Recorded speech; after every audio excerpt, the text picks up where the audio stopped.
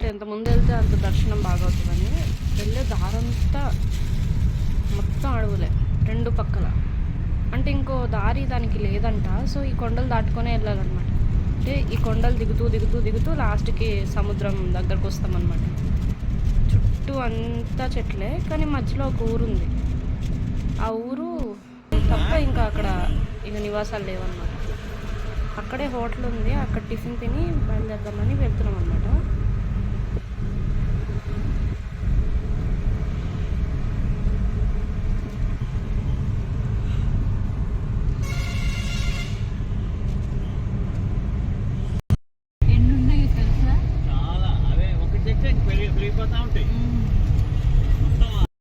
అంటే ఈ టైంకి ఉండదు.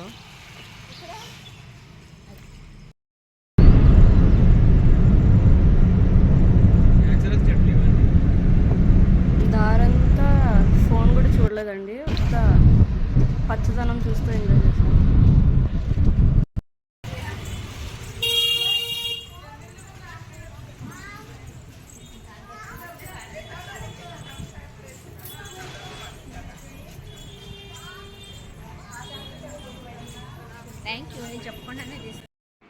ఇప్పుడు మేము వెళ్ళేది గోకర్ణలో ఆత్మలింగం మెయిన్ టెంపుల్.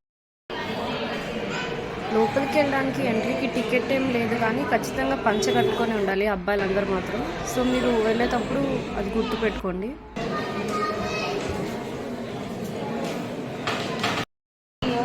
ఇది నిజమైన నంది.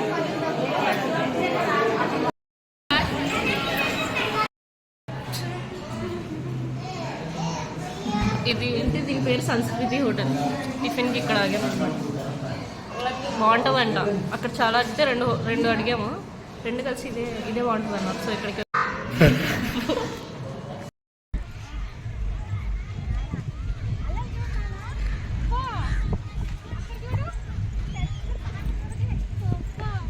వావ్.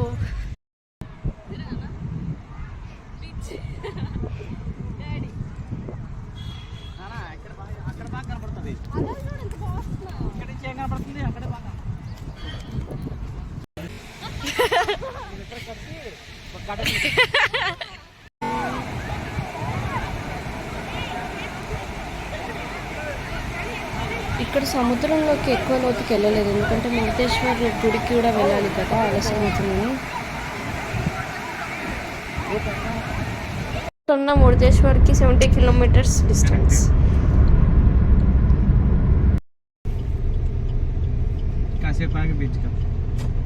ముందు టెంపుల్కి వెళ్ళి తర్వాత బీచ్కి వెళ్దాం.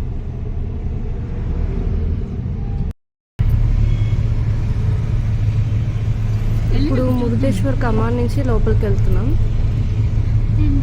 ముందు శివుడు కనపడతాడు అనమాట, లోపలికి వెళ్ళే కొద్దీ గుడి కూడా కనపడుతుంది.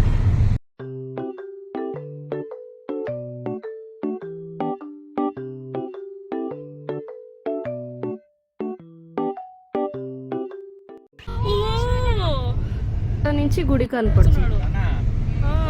మనకు వీడియోలో కనపడకన్నా బాగుంది, పెయింట్ వేశారు.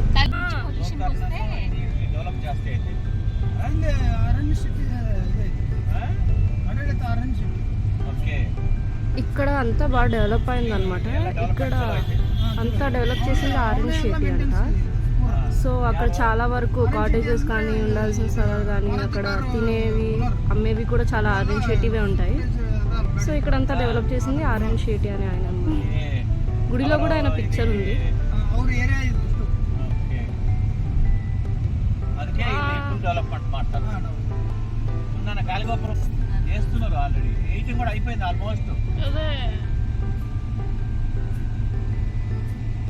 నాకు గుడులు ఎందుకో కలర్ లేనప్పుడే ఇష్టం తెలుసా. చూస్తే శివుడు కనపడ్డాడు మనకు. కొంచెం ముందుకు రాగానే గోపురం. ఎంత ఎత్తు.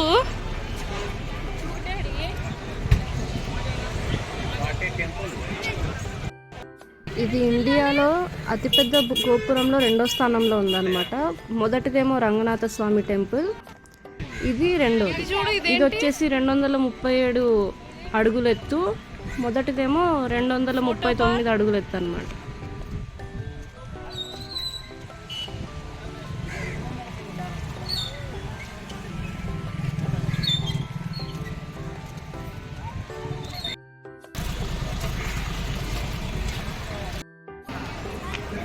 వీడియోలో చూసిన దానికంటే దగ్గర నుంచి చూస్తే ఇక్కడ వ్యూ అంతా ఇంకా బాగుంది.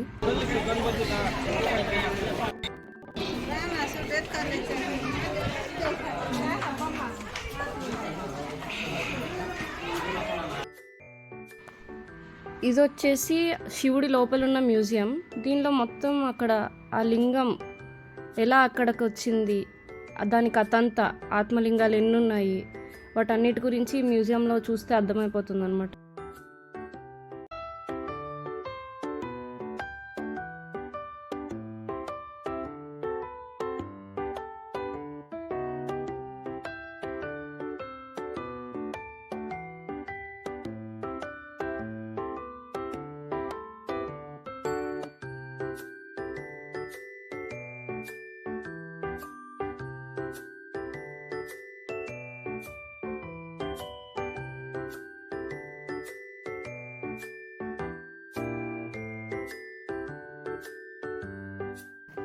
ఈ మ్యూజియం ఎంట్రీ టికెట్ వచ్చేసి పెద్దవాళ్ళకి 20 రూపీస్, చిన్నపిల్లలకి 10 రూపీస్.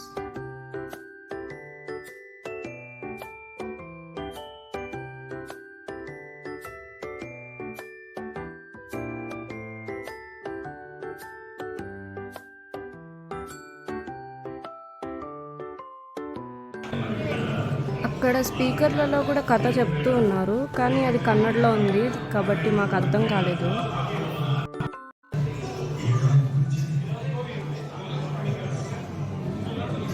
నారదా వెనకాలేంటది?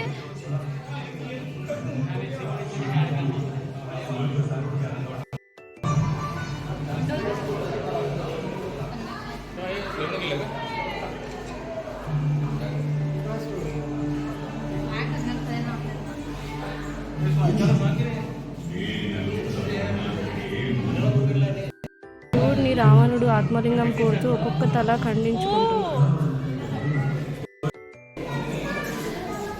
నారదుడు వినాయకుడి దగ్గరికి వెళ్ళి ఆత్మలింగం గురించి చెప్తాడు.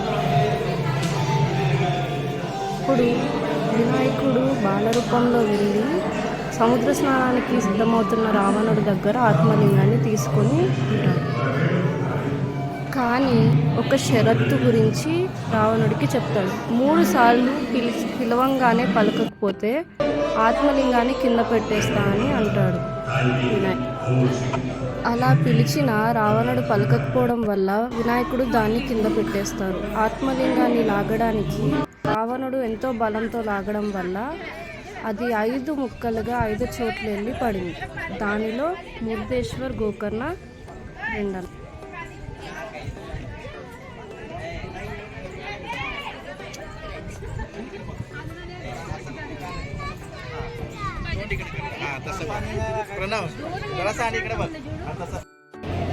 ఇది గాలి గోపురం 18వ అంతస్తు వరకు లిఫ్ట్ పెట్టారనమాట. దానికి 20 రూపీస్ పెద్దవాళ్ళకి, 10 రూపీస్ చిన్న వాళ్ళకి.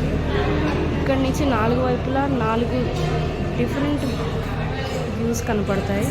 ఒకవైపు కేవలం సముద్రం, ఇంకోవైపు పచ్చదనం, శివుడు, ఇలా చాలా బాగుంది. ఇది మన ఇండియా బార్డర్ ఈ వైపు. ఇక్కడ బీచ్లో చాలా సదుపాయాలు ఉన్నాయి. బోటింగ్, ఫ్లోటింగ్ బ్రిడ్జ్ కూడా ఉంది. ఇక్కడ చాలా ఆప్షన్స్ ఉన్నాయి అక్కడ ఓషన్లో ఆడడానికి. సో మేము బ్రిడ్జ్ ఇంకా బోటింగ్ వెళ్ళాము. చాలా థ్రిల్లింగ్గా సముద్రం మధ్యలోకి బోటింగ్ తీసుకెళ్ళారనమాట. ఇప్పుడు మీకు స్క్రీన్ మీద కనపడేది టెంపుల్ టైమింగ్స్ అనమాట. మాకైతే యూట్యూబ్లో టైమింగ్స్ గురించి చెప్పలేదు, మొత్తం ఓపెన్ ఉంటుంది అనుకున్నాం. Thanks for watching. Bye. Don't forget to subscribe.